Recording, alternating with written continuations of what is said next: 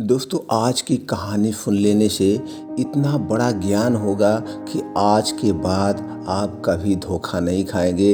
आप कभी अपनी ज़िंदगी में किसी औरत से धोखा नहीं खाएंगे। तो कहानी दोस्तों ध्यान से सुनिएगा और कहानी पूरी सुनिएगा। पूरी कहानी सुनने से ही ज्ञान प्राप्त होता है। आधी अधूरी ज्ञान सुनने से कोई ज्ञान प्राप्त नहीं होता है।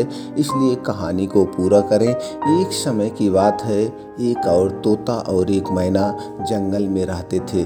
उन तोता और मैना में बहुत प्रेम था। वो तो मैना जो है हमेशा पेड़ पर रहती थी। तोता चुग चुग के चारों तरफ से अच्छे अच्छे मीठे मीठे फल लाता था और मैना को खिलाता था। मैना और तोता में इतना ज़बरदस्त प्रेम था कि सारे जंगल के पंछी बहुत खुश रहते थे। यही कहते थे, प्रेम हो तो तोता मैना जैसी।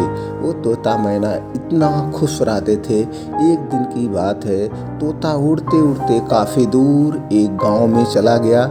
वह गांव राजा का गांव था। वहाँ पे बहुत सारी बगिया थी। उस बगिया में अच्छे अच्छे फल लगे हुए थे। यह सोचकर वहाँ दिन भर खाता रहा। खाते खाते उसको रात हो गई। अरे अरे तो हमको मैना के पास जाना है, मेरी मैना तो यहाँ से काफ़ी दूर है।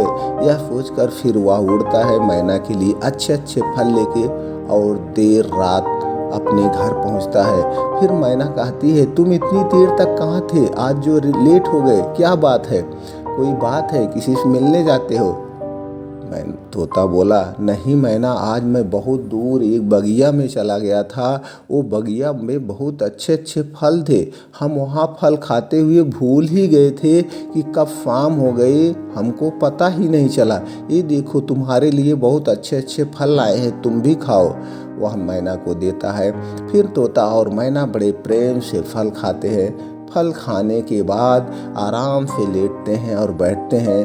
फिर तोता कहता, मैना मेरे मन में एक विचार आया है, हाँ उस पर आप बताओ, फिर वही हम लोग करते हैं। तो मैना बोली, क्या है बताओ, क्या कहना चाहते हो?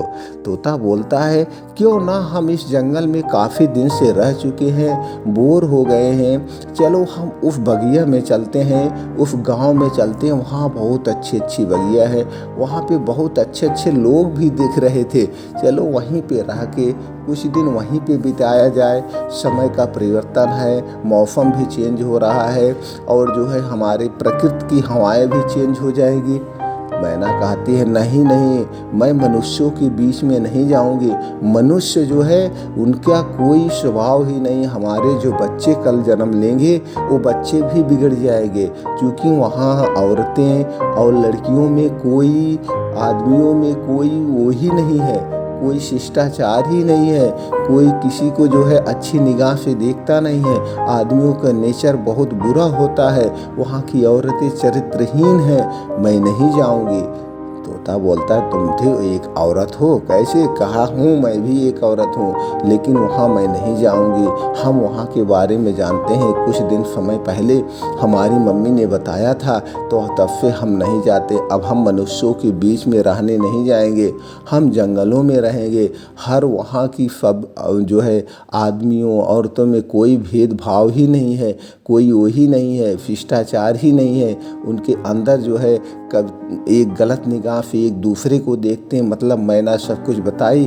तोता फिर जिद करने लगा, मैना कहीं मैं नहीं जाऊंगी। तो तोता कहता है, नहीं तुम्हें चलना पड़ेगा। मैना बोलती है, अच्छा तुम्हें मैं एक कथा सुनाती हूँ पुराने समय की। अब उसके बाद अगर तुम जिद करोगे तो मैं तुम्हारी बात जरूर मान लूँगी। यह कह करके मैना कथा सुनाती है। तो सुनो, एक समय की बात है। एक गांव में एक राजा का लड़का था और एक बनिए का लड़का था, एक सुनार का लड़का था। तीनों में बहुत दोस्ती थी। तीनों एक ही साथ गुरुकुल में पढ़ने जाते थे। उन्हें बहुत ही प्रेम व्यवहार था। कहीं पे भी वो लोग आते जाते थे तो एक साथ आना जाना, उठना बैठना, खेलना कूदना सब कुछ एक साथ था। तीनों लोग बहुत निपुण थे। बनिया का लड़का बहुत विद्वान था, बहुत ज्ञानी था, वो बहुत चतुर था। और सुनार का लड़का भी बहुत चतुर ज्ञानी था। तमाम चीज़ें। और राजा का लड़का भी बहुत नॉलेज था, वो बहुत ज्ञानी था, उसके अंदर बहुत शिष्टाचार था, वह हमेशा अपनी प्रजा की सेवा करता था। लेकिन तीनों में इसीलिए बहुत घनिष्ठता थी। तो तीनों बैठ के एक दिन ऐसे सोचने लगे कि क्यों ना हम चलें अपने ससुराल रानी को लेने।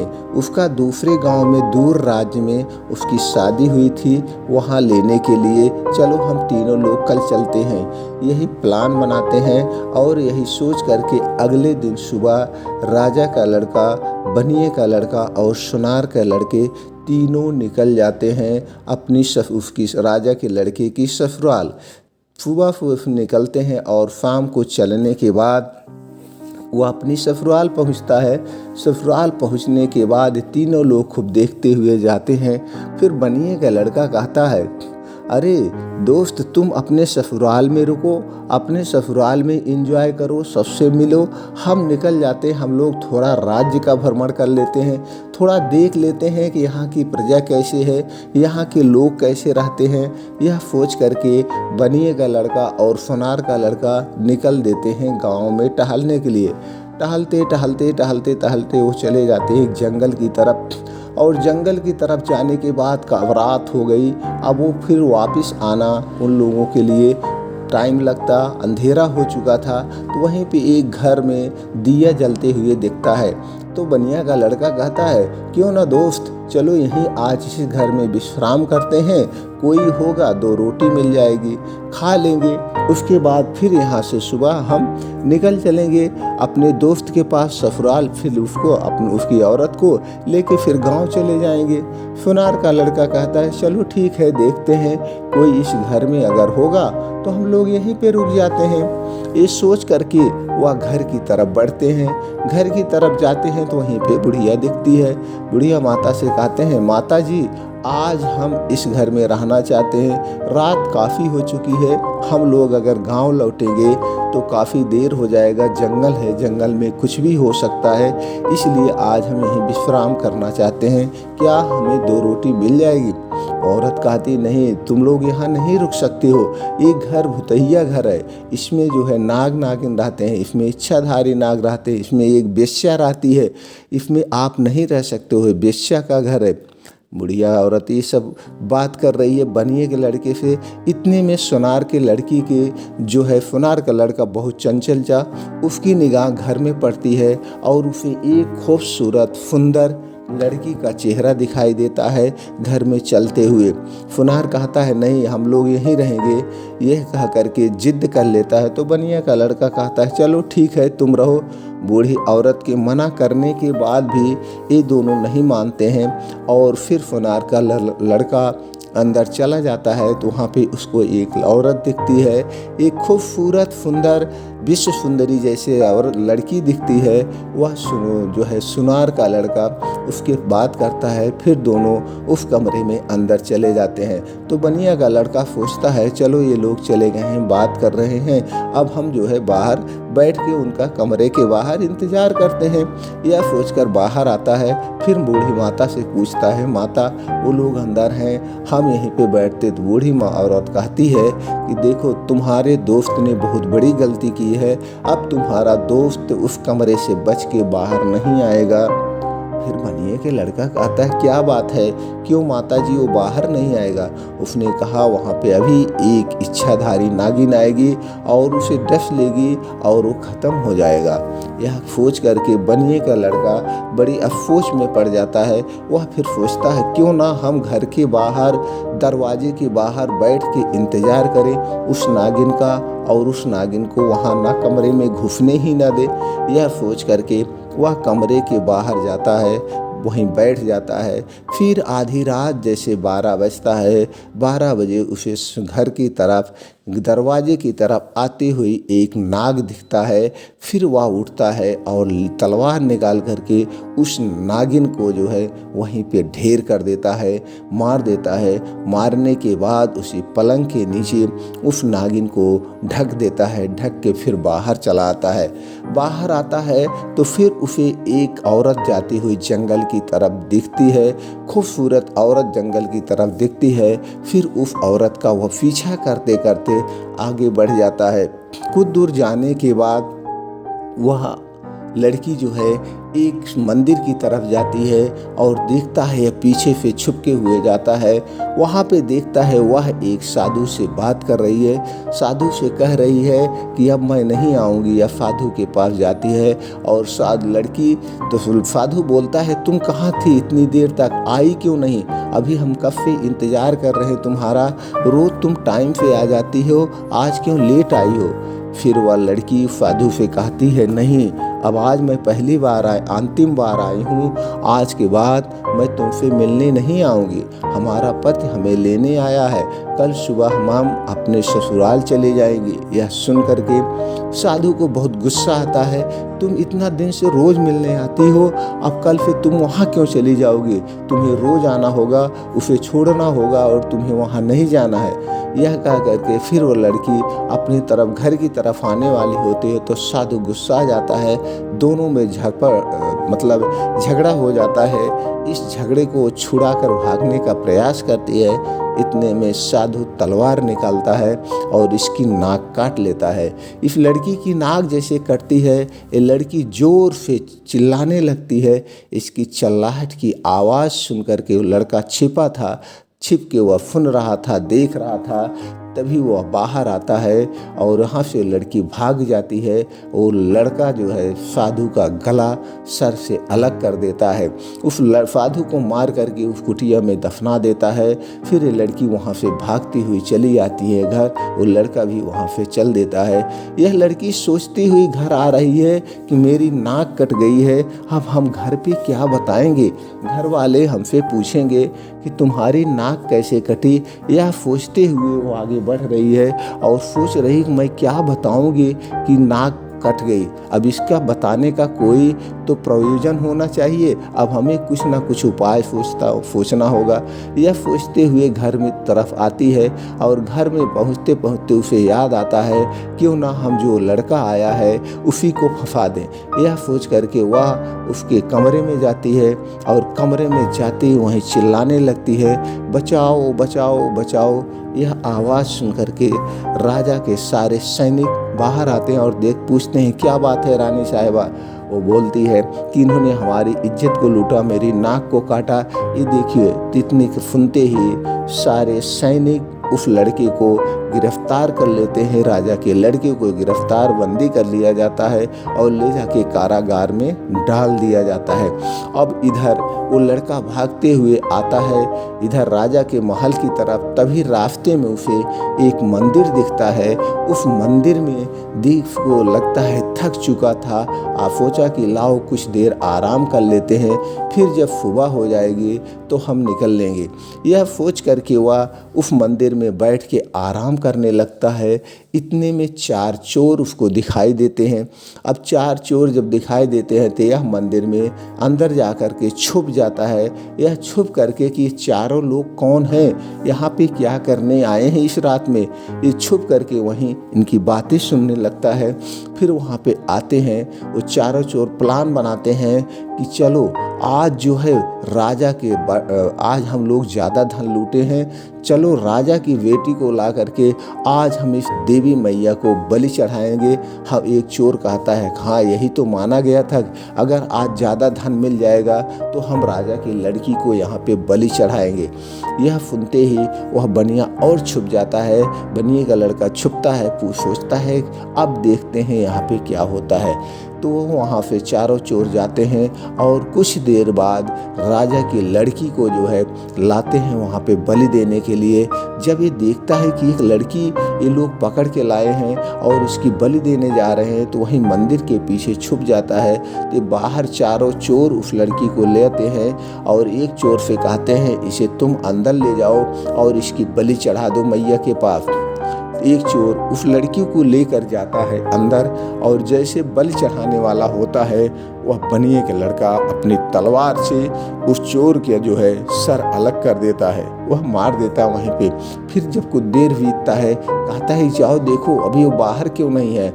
इसी करके क्रम वाइज करके चारों चोरों को वो बनिए का लड़का वहीं पे मार देता है।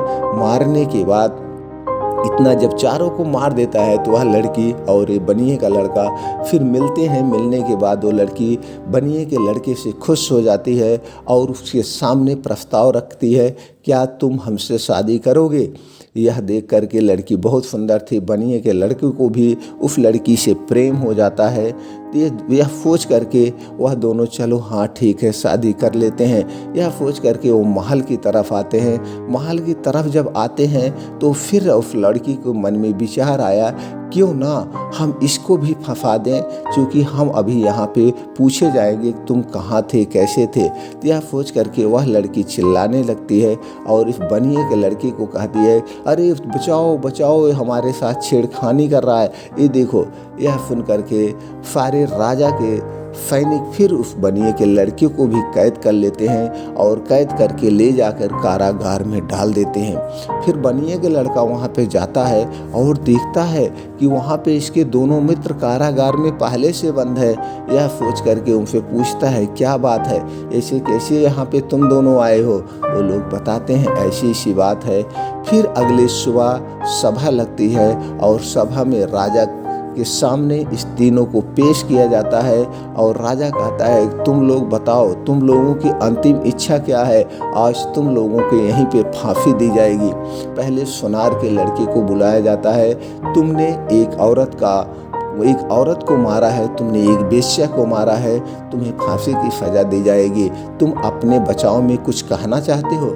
इतने में बनिए का लड़का बोलता है कि मैं कुछ कहना चाहता हूँ। राजा बोलते हैं, चलो बताओ। राजा बहुत दयालु थे, बहुत न्यायप्रिय थे, वो बहुत न्याय अच्छे से करते थे। कहते हैं बताओ, तुम ही बताओ। तो वह कहता है कि हम तीनों दोस्त आ रहे थे और उसके बाद हम लोग जंगल में टहलने चले गए। जंगल में टहलते समय हमने देखा एक घर दिखाई दिया, उस घर में एक औरत दिखाई दी। औरत को जब ये मिलने गया, मिलने के बाद मैं घर के बाहर पहरा दे रहा था, मतलब जैसे वृत्तांत था सारे वृत्तांत तो अच्छे से बताया। इतने में एक नागिन दिखती है, मैं उस नागिन को मार देता हूँ, मार के ले जाके उस पलंग के नीचे ढक देता हूँ। आप चाहें तो अपने सैनिक को भेज करके इस बात की पुख्ता सबूत है, आप उसको प्रूफ कर सकते हो। राजा सैनिकों को आदेश देते हैं, सैनिक जाते हैं और उस घर में जाते हैं, देखते हैं वास्तव में वहाँ एक नागिन कपड़े में लपेटी हुई पलंग के नीचे ढकी हुई है। यह देख करके सैनिक आके बताता है, हाँ महाराज, जैसा ये लड़का बता रहा है सेम यही बात है। वहाँ औरत की एक लाश है और लाश के नीचे, पलंग के नीचे एक नागिन की भी लाश है। तो राजा सुनार के लड़के को छोड़ देते हैं। अब बारी आती है राजा के लड़के की। राजा के लड़के की जब बारी आई है तो कहते हैं कि तुम क्यों हो, तुम्हें कैसे हुआ, तुमको अब फांसी दी जाएगी। राजा के लड़के ने कहा, इन्होंने नाक काटा है इस सुंदरी का, हमारी बेटी का। तो फिर बनिए के लड़का कहता है, नहीं महाराज, मैंने राजा के लड़के ने उसकी नाक नहीं काटी है, इसने जो है खुद इसकी नाक एक साधु ने काटा है। राजा ने कहा, तुम्हें कैसे पता कि इसकी नाक एक साधु ने काटी है? फिर वह बताता है बनिए का लड़का, महाराज, जब मैं उस नागिन को मार करके आ रहा था तो रास्ते में हमने एक लड़की को भागते हुए देखा। उस लड़की का हमने पीछा किया तो लड़की जाती है एक साधु से मिलती है और साधु और लड़की में बहस होती है, तुम रोज़ मिलने आती हो, आज क्यों नहीं आओगी? तो लड़की कहती है कि आज हमारे पति हमें लेने आए हैं, आज हमें ससुराल जाना है। यह सुनकर के साधु क्रोधित हो जाता है और इसकी नाक काट लेता है। तब हमें गुस्सा आता है, हमने साधु का जो है सर अलग कर दिया और साधु को मारकर उसी कुटिया में है, आप भेज करके अपने सैनिक को इस बात की पुख्ता सबूत है, आप प्रूफ कर सकते हो। फिर सैनिक को आदेश देते हैं, सैनिक जाता है उस कुटिया में जाता है। कुटिया में जाने के बाद देख कर आता है जैसे बनिए के लड़के ने बताया था सेम कुछ ऐसे ही हुआ है। फिर आके राजा को बताता है।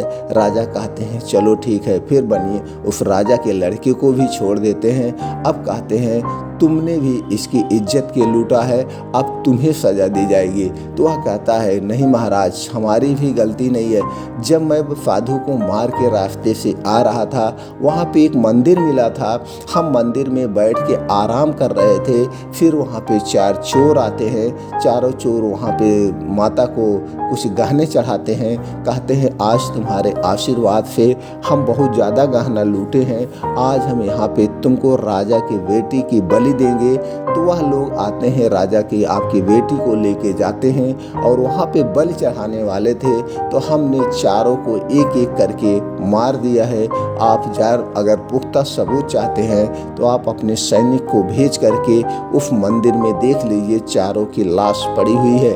तो फिर सैनिक को आदेश दिया जाता है, सैनिक जाता है मंदिर में देख के आता है कि वहाँ पे चारों लाशें पड़ी हुई है। फिर वह आके राजा को सारा वृत्तांत बताता है।